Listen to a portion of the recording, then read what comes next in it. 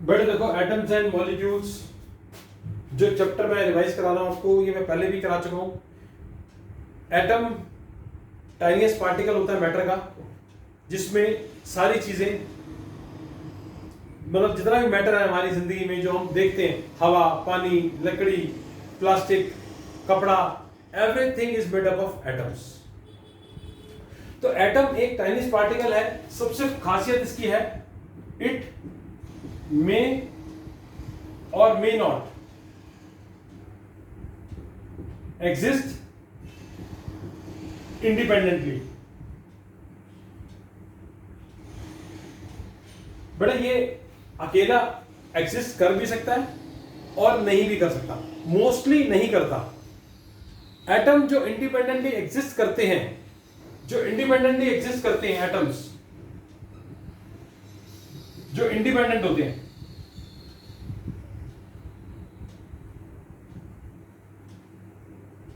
वो होते हैं मोनो एटॉमिक, जैसे हीलियम, नियॉन, आर्गन। मैंने आपको पहले समझाया था, जिनका ऑक्टेट कंप्लीट होता है, मतलब जिनके आउटर मोस्ट में 8 इलेक्ट्रॉन्स होते हैं, वो किसी से रिएक्ट नहीं करते, वो अकेले पाए जाते हैं। ठीक है, सिर्फ कुछ एक है, 6 या 7 है, 7 है मैक्सिमम, इससे ज्यादा नहीं है। और ज्यादातर सारे नहीं एग्जिस्ट करते अकेले, क्योंकि उनके आउटर मोस्ट शेल में 8 इलेक्ट्रॉन्स नहीं होते। तो वो जब 8 इलेक्ट्रॉन्स पूरे नहीं होते, उनका ऑक्टेट कंप्लीट नहीं होता, तो किसी ना किसी के साथ कंबाइन करते हैं, अपने ऑक्टेट को कंप्लीट करने के लिए दोस्ती करते हैं, इलेक्ट्रॉन्स देते हैं, लूज करते हैं, गेन करते हैं। तो वो जो एटम्स होते हैं बेटा, वो आयंस बन जाते हैं। क्या बन जाते हैं? आयंस। ठीक है, लेकिन जब वो रिएक्ट करते हैं तो 2 लॉज एप्लीकेबल होते हैं। 2 लॉ जो एप्लीकेबल होते हैं, पहला लॉ है मेरे बच्चे law of conservation of mass, और दूसरा लॉ है law of conservation of mass और लॉ ऑफ कांस्टेंट प्रोपोर्शंस। बेटा law of conservation of mass में क्या होता है, जैसे मास कंजर्व रहता है, C+O2 गिव्स CO2। कार्बन का 12 होता है, ऑक्सीजन का 16 × 2 32 44 ग्राम है। तो इधर भी 44 ग्राम ही है। आप करके देख लो, कार्बन का 12, ऑक्सीजन का 16 × 2,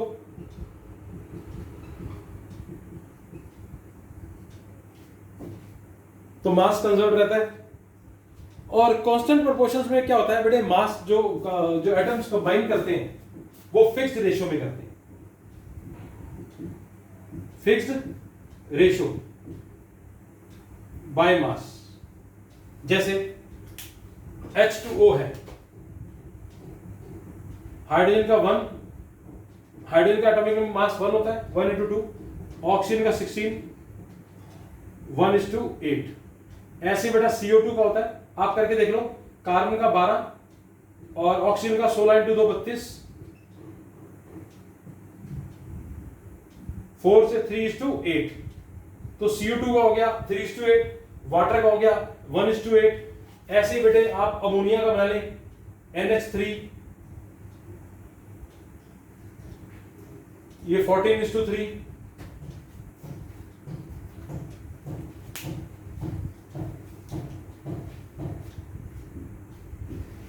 ठीक है बेटा, तो इसके लिए मेरे बच्चे आपको ना एक तो टेबल 3.2 लर्न करना पड़ेगा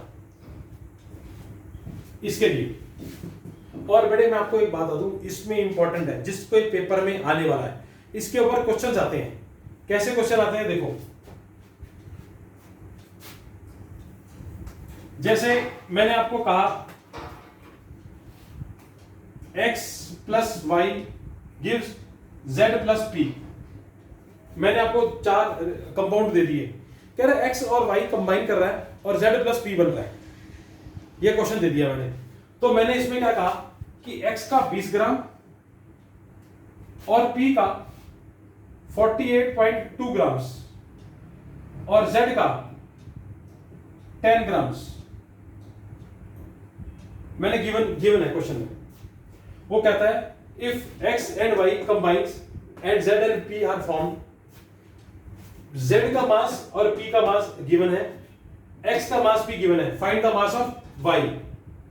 तो y का मतलब याद रखना है बेटे, जब x और y कंबाइन करेगा तो ये होगा रिएक्टेंट और ये होगा प्रोडक्ट। रिएक्टेंट का मास और प्रोडक्ट का मास हमेशा बराबर होता है, हमेशा इक्वल होता है।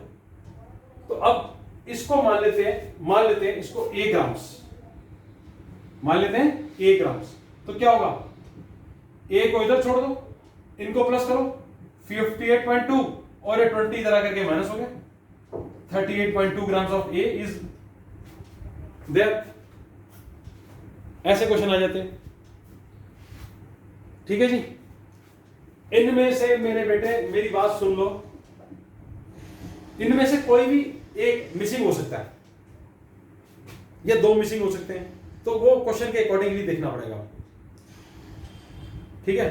और अब इसके अंदर जो क्वेश्चन आता है कांस्टेंट प्रोपोर्शंस के अंदर, ठीक है, कांस्टेंट प्रोपोर्शंस के अंदर ये रब कर दूं, ये तो समझ में आ गया। चलो कांस्टेंट प्रोपोर्शंस कैसे लिखता हूं, वो कह रहा है if 3 grams of hydrogen combines and 24 gram of water is found, find mass of oxygen।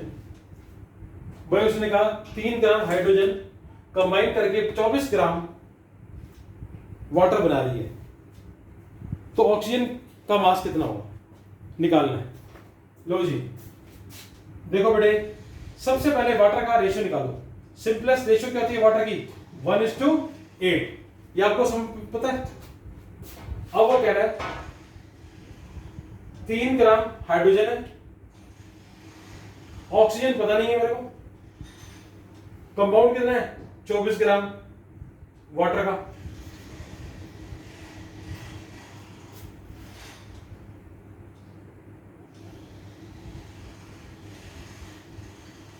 Ratio 1:8 combine करके 24 ग्राम ऑफ एक्स, ठीक है। अच्छा बेटे एक्चुअली क्या है कि इसके अंदर आपको रेशियो निकालनी है, तो 3/24 टोटल 1:8। एक्चुअली बड़े जो क्वेश्चन है ना वो क्वेश्चन कुछ और होगा, मतलब क्वेश्चन इस तरीके का आएगा। मैं क्वेश्चन दोबारा लिखता हूँ, ये वाला 24 ग्राम ऑफ वाटर नहीं है,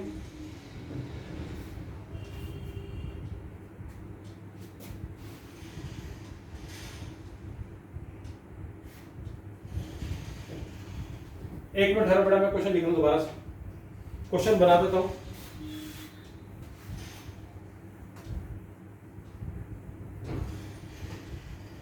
वाटर है,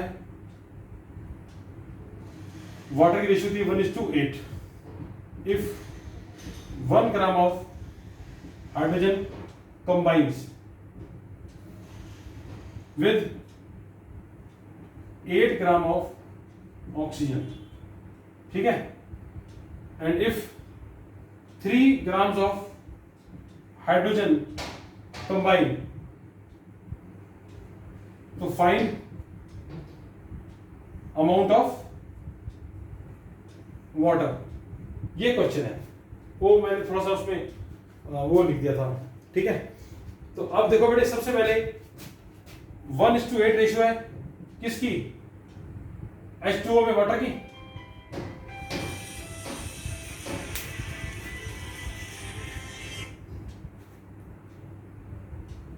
हेलो हेलो हेलो हेलो, हाँ जी, आज कहा तो था बेटे 3:30 पे आ जाऊंगा।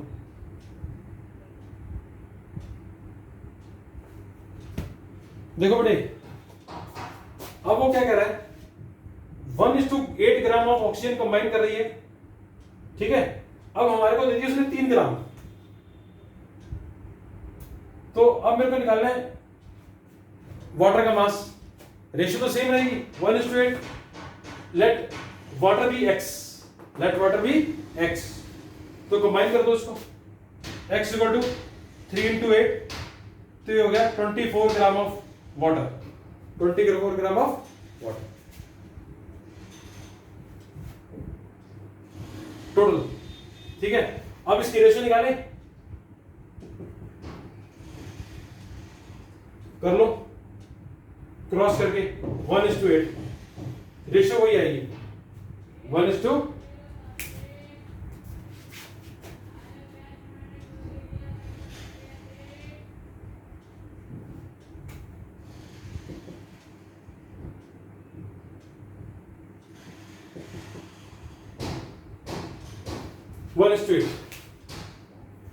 देखो बेटे ये ऑक्सीजन, ये इसमें find amount of oxygen, find amount of oxygen, ये ऑक्सीजन का मास निकालना है। भाई मैंने आपको क्वेश्चन दिया है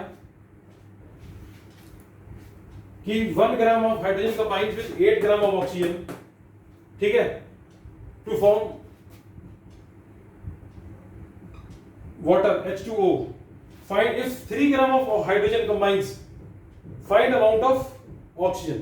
देखो बेटे ऐसा है, सबसे पहले आपने रेशियो निकाली 1:8, ये किसकी रेशियो है? वाटर की।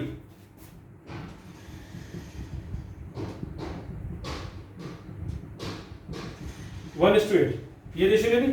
अब ये 1 किसकी है? हाइड्रोजन की, और 8 किसकी है? ऑक्सीजन की। तो 1 को क्या कर दिया? 3 टाइम्स कर दिया, और ऑक्सीजन निकालनी है, रेशियो तो सेम रहेगी, दोनों को इक्वेट कर दिया, क्रॉस कर दिया, तो 24 ग्राम ऑफ ऑक्सीजन इज रिक्वायर्ड, और इसकी रेशियो जो आएगी क्या आएगी? 1:8। इस तरीके के क्वेश्चन आ जाते हैं बेटा, रेशियो सेम वाले।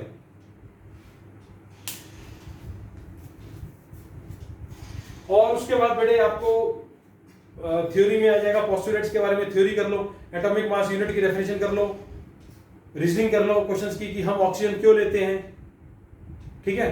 फिर उसके बाद एटम के बारे में आ जाएगा, आयंस के बारे में, कैटायन, एनायन, ये क्यों बनते हैं, कैटायन क्यों होता है पॉजिटिव या नेगेटिव, मैं इसके क्वेश्चंस भेजूंगा आपको इसके ऊपर और भी, ठीक है। बड़े इसके एनसीईआरटी के क्वेश्चंस कर लो।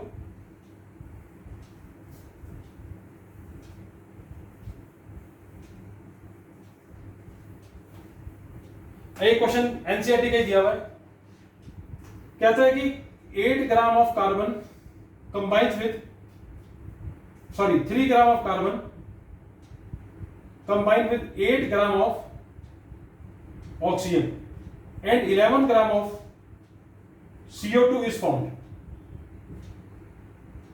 ये क्वेश्चन है, 3 ग्राम कार्बन और 8 ग्राम ऑक्सीजन कंबाइन करके 11 ग्राम CO2 बन रही है। कह रहा है if 3 gram of carbon and 50 grams of oxygen is given, find amount of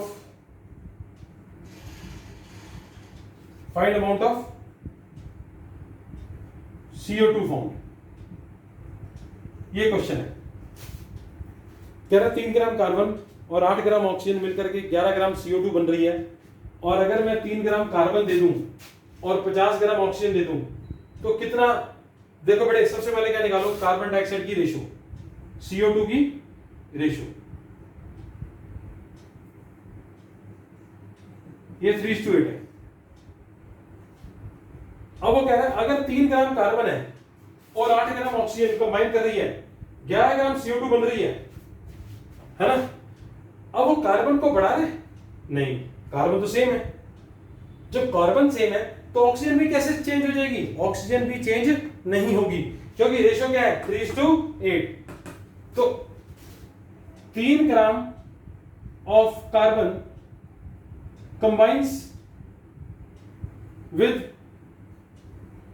only 8 gram of oxygen, तो 50 में से 8 ग्राम यूज हो जाएगी, 42 ग्राम जो बच जाएगी वो क्या रहेगी? Left unused, according to law of constant proportions, law of constant proportions. इस तरीके के बड़े क्वेश्चंस आएंगे, मैं और क्वेश्चंस आपको कराऊंगा एटम एंड मॉलिक्यूल के नेक्स्ट क्लास में, ठीक है। अभी आप इतना ही करिए, बाकी नेक्स्ट क्लास में करते हैं बेटा, ठीक है।